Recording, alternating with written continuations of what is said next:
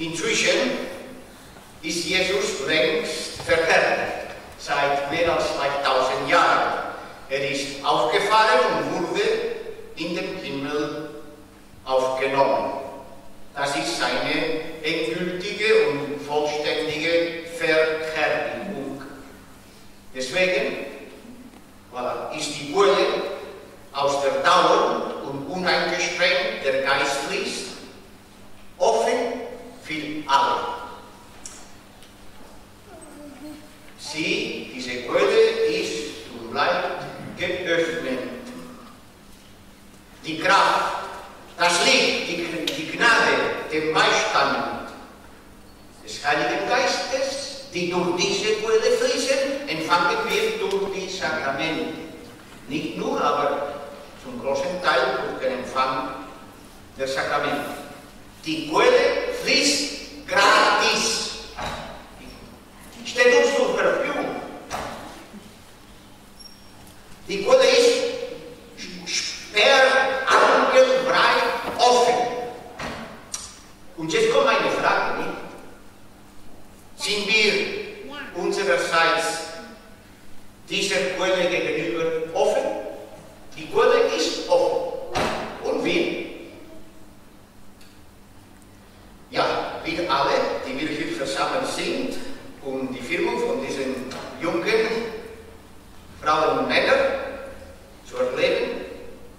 Ihr, eben, die Protagonistinnen und Protagonisten des heutigen Tages, dürft großzügig, ohne Einschränkung, vollen Zügen aus dieser Quelle schöpfen. Jesus sagte in der Synagoge von Nazareth, er zitierte, was wir vorher aus dem Propheten Jesaja gehört haben: Der Geist des Herrn ruht auf mir, denn er hat mich gesagt. Und er erklärte, heute hat sich das Schriftwort, das ihr eben gehört habt, erfüllt. Wenn jemand aus dieser Quelle schöpft, sich öffnet, dieser Quelle gegenüber, erfüllt sich dieses im Heute will Gott in der Welt vorstellen. Darf ich fragen?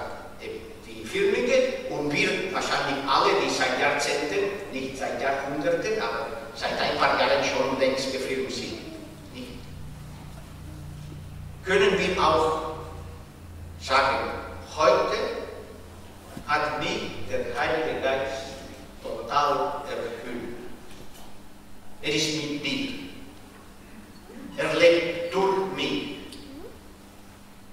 Er begleitet mich. Und ich frage mich, wie kann man das verstehen? Dass wir mit ihm so eine Partnerschaft, eine Freundschaft pflegen. Nicht mit Theorie, es ist ganz einfach zu predigen, nicht bla bla bla. Nein. Man merkt, ob jemand mit dieser Quelle, dass die Quelle fließt und wir das empfangen und wir uns ernähren, kräftig werden, sprisslich und fantasievoll und freundschaftsbereit und hilfsbereit und vergebungsbereit. Man merkt durch unsere Taten.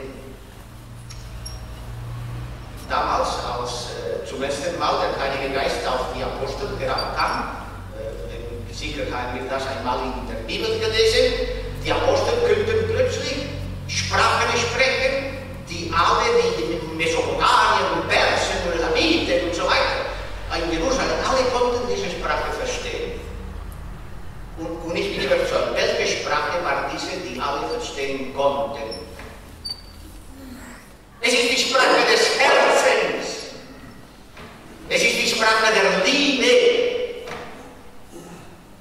Es ist die Sprache, die niemand ausspricht. Eine Sprache, die nicht beginnt zu sagen, du bist sympathisch, du bist antipathisch. Mit dir gehe ich gerne Fußball spielen oder höre ich mit dir gerne Lieder und mit den anderen, du bist ein schrecklicher Typ. Nein. Oder die Tante Elisabeth, diese so eine nette Tante, der wird sich zu beschulen. Aber der Onkel Peter Hund ist ein unmöglicher Typ. Lassen wir ihn in Ruhe. Das ist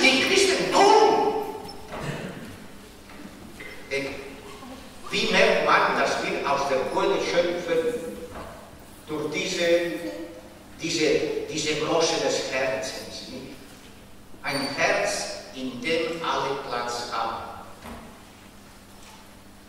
Unsere Welt braucht schon dringend. Nicht? Wir können alle vor schrecklichen Kriegen unmöglich, Abgründe des Hasses, der Vergeltung. In Gaza, mit Israel, die Aggressionen von Russland in der Ukraine, in Jemen, in Südsudan, Kriege, Spaltungen, Regierungen, die meinen, jetzt müssen wir mehr Waffen haben und alle sich mit Kanonen und Panzer bekriegen. Das ist eine schreckliche Welt. Gott regnet mit uns, damit wir eine Botschaft des Friedens, der Geschwisterlichkeit, und zwar auf alle Platz haben, verkünden.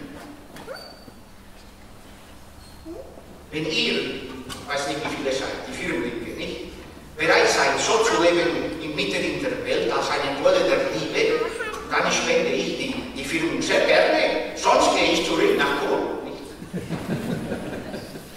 Das ist kein Show, nicht? Es ist eine sehr ernste Angelegenheit, gefilmt zu werden. Und für uns alle, die schon gefilmt sind, wie wir sagten, Christ sein, eine Christin sein, ist etwas Großartiges. Aber das beeindruckt das Leben. Ich habe nochmals gesagt, ein großes Herz, ein Mega-Herz. Da fehlt meine ich vor 50 Jahren, war ich Chirurg. Von der Medizin ist mir noch etwas geblieben. Wenn, Sie wissen nicht, ich weiß, wenn in die Gefäße, in den Arterien, in den Venen so Gerinnseln entstehen oder Fettablegerung, dann fließt das Blut nicht mehr. Und wenn dann bei der Arterie des Herzens geschieht, was passiert? Ein Herzinfarkt.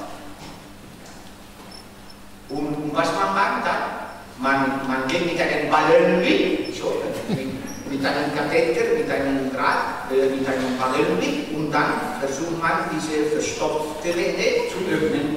Und wenn das mit dem Ballonli nicht geht, man setzt dort einen Stent, das war ein Geflecht von Drähten oder von Kunststoffen, damit hinein, und dann bleibt die Vene offen. Und dann die Gewebe des Herzens können sich wieder mit Blut, Sauerstoff ernähren.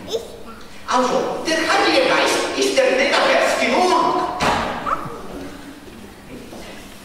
Und wenn mit dem Ballonli und mit dem Stent auch nicht funktioniert, kann man noch eine Herzverpflanzung organisieren, eine Herztransplantation.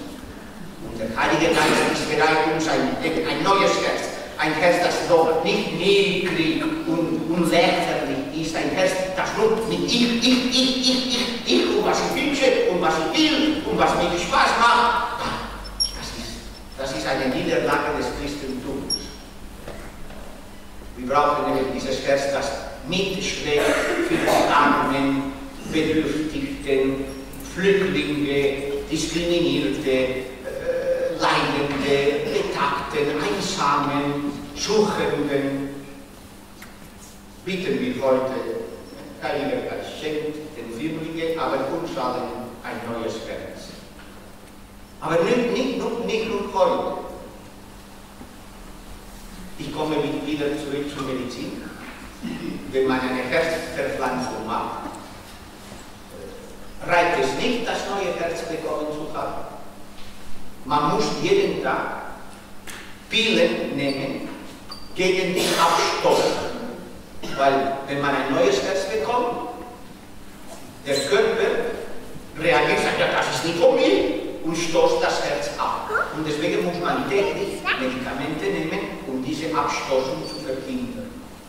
Also, hey, ihr Lieblinge, jeden Tag müsst ihr aus der Quelle schöpfen, damit der Heilige Geist euch fit, neu, fantasievoll, liebebereit, vergebungsbereit, freudebereit pflegt. Und dann werden wir eine tolle, schönere, friedlichere, geschwisterliche, neue Welt erleben können. Die Welt, von der Gott träumt. Und im Grunde von dem wir alle träumen.